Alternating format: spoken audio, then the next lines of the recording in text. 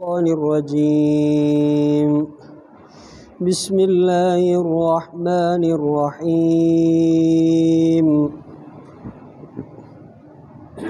يا أيها الذين آمنوا كونوا قوامين بالقسط شهداء لله ولو على أنفسكم أو الوالدين والأقربين إن يكن غنيا أو فقيرا فالله أولى بهما فلا تتبعوا الهوى أن تعدلوا وإن تلووا أو تعرضوا فإن الله كان بما تعملون خبيرا.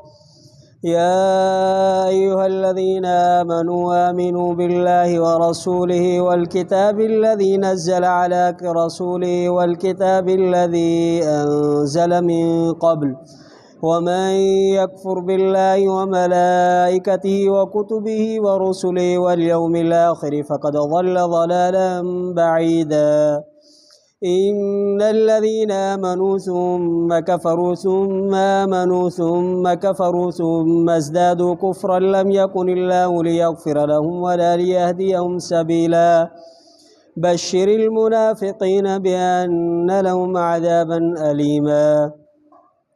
الذين يتخذون الكافرين أولياء من دون المؤمنين أيبتغون عندهم العزة فإن العزة لله جميعا. وقد نزل عليكم في الكتاب أن إذا سمعتم آيات الله يكفر بها ويستهزأ بها فلا تقعدوا معهم حتى يخوضوا في حديث غيره إنكم إذا مثلهم إن الله جامع المنافقين والكافرين في جهنم جميعا. الذين يتربصون بكم فإن كان لكم فتح من الله قالوا ولم نكن معكم وإن كان للكافرين نصيب قالوا ألم نستحوذ عليكم ونمنعكم من المؤمنين فالله يحكم بينكم يوم القيامة ولن يجعل الله للكافرين على المؤمنين سبيلا. صدق الله العظيم. ए ईमान वारो हुजो तव्हां क़ाइम थींदड़ इंसाफ़ सां शाहिदी ॾींदड़ अल्लाह ताला जे ख़ातिर अल्लाह ताला जे लाइ खणी जो पंहिंजे पाण ते पंहिंजे नफ़्सनि ते हुजे या वालदैन ते ऐं मिटनि माइटनि ते जेकॾहिं आहे शाहूकार या मिसकीन पोइ अल्लाह ताला वधीक आहे इन्हनि ॿिन्ही जे लाइ। पोइ न ताबेदारी कयो तव्हां नफ़सानी ख़्वाहिशुनि जी इंसाफ़ करण खां ऐं जेकॾहिं वठी ॻाल्हाईंदो तव्हां या विचड़ाए ॻाल्हाईंदो तव्हां या मोह मोड़ींदो तव्हां पोइ बेशक अल्लाह ताला तव्हांजे अमलनि जी ख़बर रखंदड़ आहे।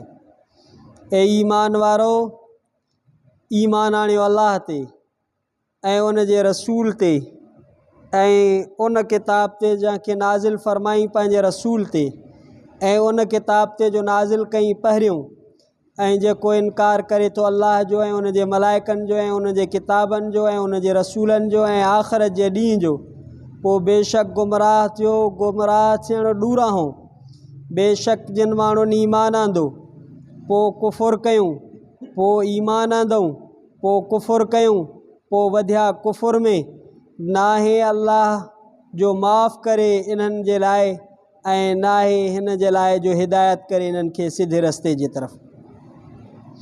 ख़ुशख़बरी ॾे तूं मुनाफ़िक़नि खे त बेशक इन्हनि जे लाइ आहे अज़ाब दर्दनाक जेके वठनि था काफ़रनि खे दोस्त करे मोमिननि खां सवा। छा तलब कनि था इन्हनि वटि इज़त पोइ बेशक इज़त अल्लाह जे लाइ समूरे जी समूरी। बेशक नाज़िल कई तव्हां ते किताब में त जॾहिं ॿुधो तव्हां अल्लाह जे आयतुनि जो इनकार कयो थो वञे इन्हनि जो ऐं मस्ख़री कई थी वञे इन्हनि ते पोइ न वेहो तव्हां इन्हनि सां गॾु एतिरे ताईं जो झागिन का ॿी ॻाल्हि में बेशक तव्हां वक़्तु इन्हनि जहिड़ा थी पवंदो। बेशक अल्लाह ताला गॾु कंदड़ आहे मुनाफ़िकनि खे ऐं काफ़रनि खे जहन्नम में समूरे जा समूरा। जेके माण्हू इंतज़ारु कनि था तव्हां सां जेकॾहिं आहे तव्हां जे लाइ फ़तह अल्लाह जे तरफ़ां ते चवनि था छा न हुयासीं असां तव्हां सां गॾु। जेकॾहिं आहे काफ़रनि जे लाइ वारो सोभ भाङो ते चवनि था छा न ग़ालिब हुयासीं असां तव्हां ते ऐं रोकियोसीं असां तव्हां खां मोमिननि खां। पोइ अल्लाह ताला फ़ैसिलो कंदो तव्हां जे दरमियान क़यामत जे ॾींहुं ऐं हरगिज़ न कंदो अल्लाह ताला काफ़रनि जे लाइ मोमिननि जे मथां कंहिं बि रस्ते खे। सूरत निसा जो 19 रुकू 5 सिपारे जो 16 रुकू आयत नंबर 134 खां आयत नंबर 141 ताईं मुकम्मल रुकू तिलावत कयोसीं ऐं उन जो लफ़्ज़ी तर्जुमो पढ़ियोसीं। इन्हनि आयात जो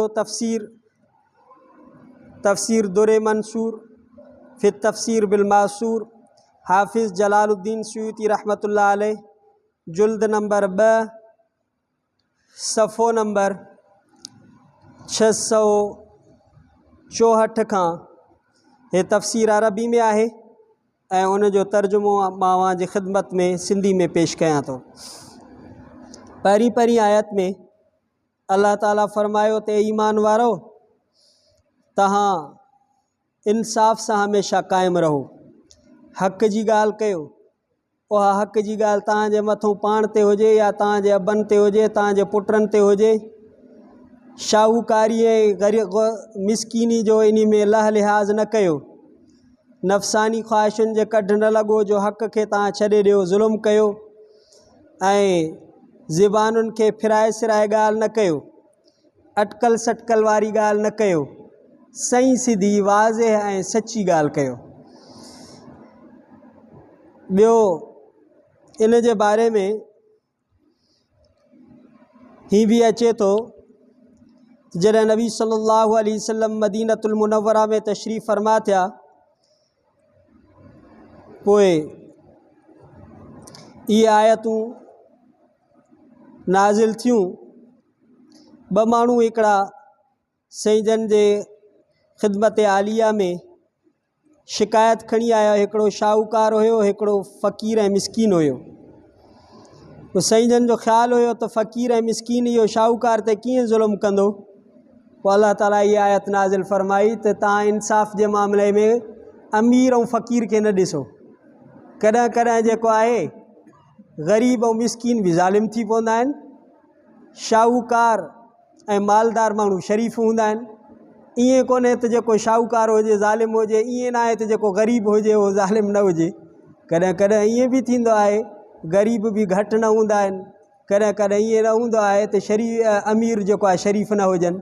अल्लाह ताला फ़रमाए त इंसाफ़ ऐं अदल जे पलड़े में तव्हां शाहूकारी ऐं गुरबत जी तौर न कयो, तव्हां इंसाफ़ जी तौर कयो। त जेको जंहिंजे बारे में इंसाफ़ आहे उन खे तव्हां ॾिसो, कंहिंजे गुरबत या अमीरी खे न ॾिसो। ॿी रिवायत में ईअं अचे थो त तव्हां शायदि इहे इंसान ज़ात तोखे पंहिंजे मथां इक़रार करिणो पए, शायदि ॾियणी पए त उहा बि शायदि तूं ॾे। जेकॾहिं वालदेन जे लाइ, मिटनि माइटनि जे लाइ ऐं क़ौम जे सरदारनि जे लाइ शायदि ॾियणी थी पए त अल्लाह जे ख़ातिर उहा बि शायदि ॾियो। ईअं हाणे न सम्झो त पीउ ज़ुल्म करे थो, मिटी माइटी वारो ज़ुल्म करे थो ऐं को अॻियो मज़लूम आहे, तव्हांखे ख़बर आहे त हे मज़लूम आहे, पोइ तव्हां हाणे इहो चओ त पीउ माउ जी नाफ़रमानी थी पवंदी। या नाफ़रमानी न आहे, हक़ जो कलमो तव्हां चओ। अॼुकल्ह असां रवादारी पंहिंजी संगत खे, पंहिंजे साथ खे, पंहिंजे जेको आहे दोस्त अहबाबनि खे तरजीह ॾियूं था, हक़ खे। ईअं न, अल्लाह ताला फ़रमाए पंहिंजो मथां भली इक़रार करिणो पए। पीउ माउ, मिटनि माइटनि, रिश्तेदारनि, अज़ीज़नि, क़रीबनि जे लाइ हक़ जी ॻाल्हि चओ ऐं अल्लाह ख़ातिर चओ। कंहिं लालच में, कंहिं भव में, कंहिं ड्रिज में इहा न हुजे, अल्लाह जे ख़ातिर इहा हुजे।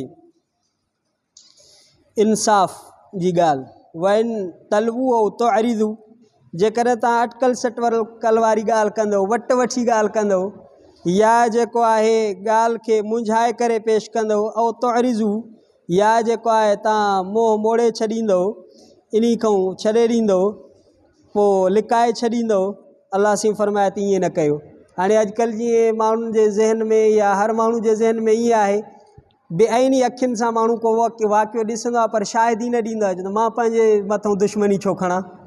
ख़बर बि हूंदी आहे बेआईनी अॻियूं ॾिसंदो पोइ चवंदो साईं मुंहिंजो तवजो न हुयो भली अखियुनि सां ॾिसे पर ख़ौफ़ खाऊं ड्रिज खाऊं या कंहिं लालच खाऊं त मां सुभाणे इहो मुंहिंजो दोस्त आहे मुंहिंजो संगत वारो आहे या इहो ज़ालिम आहे मुंहिंजे लाइ नुक़सानु थी पवंदो। अलाह ताला फरमाए ईअं न कयो इंसाफ़ जी शाहिदी तव्हांखे ॾियणी पवंदी जेकॾहिं हक़ जेको आहे। उन खां बाद में अलाह ताला फरमाए ए ईमान वारो आमिनू बिल्लाह अलाह ते ईमान आणियो। अलाह हिते ईमान वारनि खे चइजे फरमाए थो त ईमान आणियो। इन जे लाइ उलमाए कराम ऐं मुफ़सिरीन हज़रात लिखियो आहे त ईमान वारो ईमान ते हमेशह रहो ईमान ते हमेशह रहो। ईअं कॾहिं का मोमिन खे चइबो आहे बाबा मोमिन बणिजे त पोइ उन खे कावड़ लॻंदी आहे मां मोमिन तोखे नज़र नथो अचां। अलाह सी पाण थो फरमाए ईमान वारो ईमान आणियो। जॾहिं मोमिन आहे त वरी अलाह ताला छो थो फरमाए त ईमान आणियो। ईमान आणियो माना ईमान ते हमेशह रहो। पोइ इन जे लाइ शान नुज़ुल इहो लिखियो अथनि त हज़रत इब्न अब्बास रज़ी अल्लाह तआला अन्हु खां रिवायत आहे त अब्दुल्ला बिन सलाम असद उसैद इब्न काब जा ॿई पुट सालबा बिन कैस सलाम इब्न उख्त अब्दुल्ला बिन सलाम सलमा इब्न अखी यामीन बिन यामीन नबी सल्लल्लाहु अलैहि वसल्लम जे ख़िदमत में आया ऐं अर्ज़ु कयूं अल्लाह जा रसूल सल्लल्लाहु अलैहि वसल्लम असां तो ते बि ईमान आणियूं था तुंहिंजे किताब ते बि ईमान आणियूं था मूसा अलैहिस्सलाम ऐं तौरात ते बि ईमान आणियूं था। इन्हनि खां सवाइ जेके किताब आहिनि ऐं रसूल आहिनि असां उन्हनि जो इनकार था कयूं। पोइ रसूलुल्लाह सल्लल्लाहु अलैहि वसल्लम फरमाया बल्कि तव्हां अलाह ते बि ईमान आणियो रसूल मुहम्मद सल्लल्लाहु अलैहि वसल्लम ते बि ईमान आणियो क़ुर ते बि ईमान आणियो हर आसमानी किताब ते तव्हां ईमान आणियो हर नबी ते ईमान आणियो। पोइ अलाह ताला इहा आयत नाज़िल फरमाए ए ईमान वारो तव्हांखे अलाह ते बि ईमान आणिणो आहे रसूल ते बि ईमान आणिणो आहे नबी सही ते जेको किताब नाज़िल थिया क़ुर उन ते बि ईमान आणिणो आहे नबी सल्लल्लाहु अलैहि वसल्लम खां पहिरियों जेके किताब नाज़िल थियल आहिनि उन्हनि ते बि ईमान आणिणो आहे मलाइकनि ते बि ईमान आणिणो आहे किताबनि ते बि ईमान आणिणो आहे रसूलनि ते बि ईमान आणिणो आहे आख़िरत जे ॾींहं ते बि ईमान आणिणो आहे समूरनि ते ईमान आणिणो आहे। त अलाह ताला इहो तौरात में इंजील में इन्हनि खां मीसाक वरितो हुयो त नबी सल्लल्लाहु अलैहि वसल्लम ते ईमान आणींदा।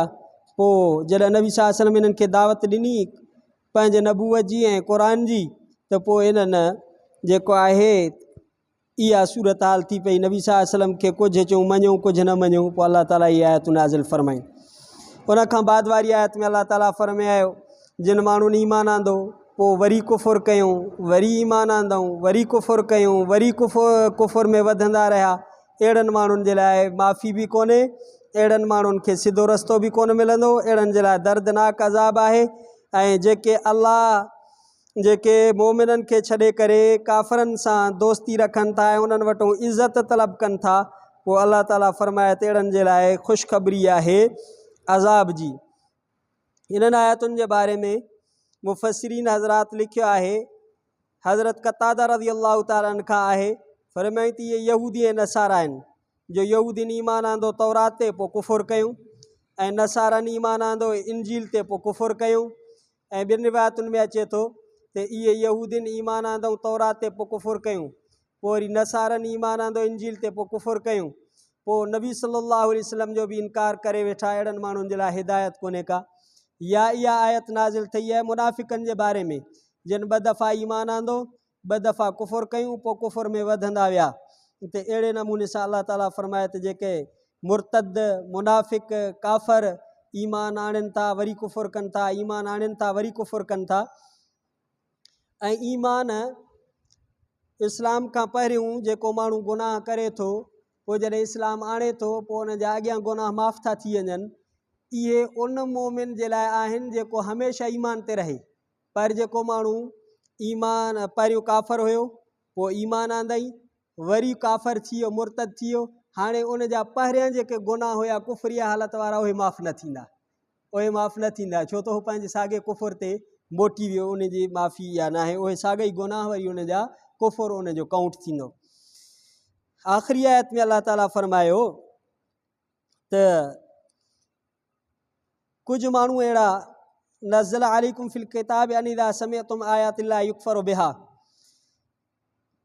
त माण्हू मजलिसुनि में वेहंदा हुआ, पोइ वरी जीअं हिकिड़ा भोगी थींदा आहिनि, भोगाई माण्हुनि खे खिलाइण जे लाइ, अहिड़ा माण्हू हूंदा आहिनि। पोइ अहिड़ा कॾहिं अहिड़ी ॻाल्हि करे विझंदा आहिनि जंहिंमें दीन जे बिल्कुलु ख़िलाफ़ु ॻाल्हि हूंदी आहे माण्हुनि खे खिलाइण जे लाइ। पोइ उहो अल्लाह ताला अहिड़े कलमे ते अहिड़ी ॻाल्हि ते नाराज़ थी पवंदो आहे। इन जो इहो मक़सदु आहे त जॾहिं कुफरिया ॻाल्हियूं कनि, मज़ाक़ कनि, ठठोल कनि, त पोइ तव्हां अहिड़नि माण्हुनि सां न वेहो जेसि ताईं इहा बकवास बंदि नथा कनि। जेकॾहिं दीन जे मुख़ालिफ़ माण्हू कंहिं पार्टी सां, कंहिं जमात सां, कंहिं संगत सां वेठो आहे जिते दीन जे ख़िलाफ़ु ॻाल्हियूं थियूं हलनि, अलाह सी फरमाए अहिड़नि माण्हुनि खां उथी वञो। न त पोइ जेकॾहिं तव्हां इन्हनि जे इन नशिस्त में, इन मजलिस में, इन्हनि कचहरी में वेठा रहियो न, तव्हां बि अहिड़ा ई हूंदव, तव्हां बि इन्हनि सां लेखबो पिया। भली तव्हां दीनदार हुजो, तव्हांखे भली ॻाल्हि न वणे, पर तव्हां उन्हनि सां वेठा था आहियो न, ॼण तव्हां उन्हनि जी सपोर्ट था कयो, तव्हां ॿुधो था, तव्हांजे साम्हूं कनि था, तव्हां में जुरत न आहे जो उन्हनि खे तव्हां रोके सघो, पोइ तव्हां इन्हनि सां इन गुनाह में बराबरि जा शरीक आहियो। छो त तव्हां इन्हनि सां उथी वञो जेसि ताणी इन ॻाल्हि खां इहे नथा मुड़नि। या इन आयत जो शान नुज़ूल इहो आहे त मुशरिक जॾहिं मोमिननि सां वेहंदा हुआ, नबी सल्लल्लाहु अलैहि वसल्लम जे शान में उहे ग़लति ॻाल्हाईंदा हुआ, क़ुर जे लाइ ग़लति ॻाल्हाईंदा हुआ, मस्ख़री कंदा हुआ। पोइ अल्लाह ताला फरमाए त अहिड़नि माण्हुनि सां वेहो ई न जेके अहिड़े क़िस्म जूं ॻाल्हियूं कनि था। टियों इन जे मुतालिक़ सईद बिन जुबैर रज़ियल्लाहु ताला खां रिवायत आहे त मुनाफ़िक़ मदीने वारा ऐं मुशरिक मके वारा क़ुर जे बारे में इस्तेहज़ा, मज़ाक़, ठठोल कंदा हुआ। पोइ अल्लाह ताला इहा आयतूं नाज़िल फरमायूं त इन्हनि सां तव्हां न वेहो, इन्हनि खां उथी वञो जेसि ताणी इहे दीन जे बारे में बकवास कंदा रहनि था, इस्लाम जे बारे में, नबी सल्लल्लाहु अलैहि वसल्लम जे शान में, क़ुर जे बारे में गुस्ताखी कंदा रहनि था, तव्हां इन्हनि जी नशिस्त में न वेहो, तव्हां उथी वञो। ऐं अल्लाह ताला फरमायो त आख़िरी आयत जे आख़िरी हिसे में मुनाफ़िक़नि जी तबियत इहा आहे, जॾहिं मोमिननि खे का फ़तह थींदी हुई, गनीमत मिलंदी हुई, त पोइ मोमिननि खे चवंदा त असां बि त तव्हां सां गॾु हुयासीं, असांखे बि गनीमत में हिसो ॾियो, असां बि तव्हांजा साथारी हुयासीं। पर बिल फ़र्ज़ वल महाल जेकॾहिं मुस्लमाननि खे शिकिस्त थी अचे, तकलीफ़ थी पहुचे, काफ़रनि खे चवनि था त असां तव्हांखे बचायोसीं, असां तव्हांखे हर ख़बर ॿुधाईसीं, न त जेकॾहिं असां तव्हांखे न कयूं हा त मोमिन तव्हांखे मारे वञनि हा, मोमिन तव्हां ते ग़ालिब थी वञनि हा। पोइ वरी काफ़रनि जो ईअं पासो वठनि था। अल्लाह ताला फरमाए त काफ़रनि खे कॾहिं बि मोमिननि जे मथां सोभ न मिलंदी, भली वक़्ती तौर ते उन्हनि खे सोभ नज़र अचे थी, पर मोमिननि जे मथां उन्हनि खे हमेशह हमेशह जे लाइ ईअं कोन थींदो। ऐं काफ़रनि जे लाइ अल्लाह साईं मोमिननि जे मथां को रस्तो करे ईअं कोन थींदो। अल्लाह ताला मोमिननि जो मददगार आहे। एसि ताणी रुकू पूरो थियो। सुभाणे वारे रुकू में अल्लाह ताला मुनाफ़िक़नि जूं इलाही सारियूं ॻाल्हियूं ज़िक्र कयूं आहिनि। इंशा अल्लाह ताला ज़िंदगी रही त वरी सुभाणे जो जेको सॼो रुकू आहे, तक़रीबन सॼो रुकू इहो मुनाफ़िक़नि जे आदतुनि ऐं ॻाल्हियुनि जे बारे में आहे। ज़िंदगी रही त इंशा अल्लाह ताला सुभाणे वारो रुकू तिलावत कंदासीं। रब्बना आतिना फ़िद दुनिया हसनतुन व फ़िल आख़िरति हसनतुन व क़िना अज़ाबन्नार। अल्लाहुम्मा इन्नका अफ़ुव्वुन करीमुन तुहिब्बुल अफ़्व फ़अफ़ु अन्ना। सल्लल्लाहु तआला अला खैरि ख़ल्क़ि मुहम्मद सल्लल्लाहु अलैहि वसल्लम व अला आलिहि व सहबिहि व अज़वाजिहि व ज़ुर्रिय्यतिहि अल बैति अजमईन बिरहमतिका या अरहमर राहिमीन। ला इलाहा इल्लल्लाह मुहम्मदुर रसूलुल्लाह सल्लल्लाहु अलैहि वसल्लम।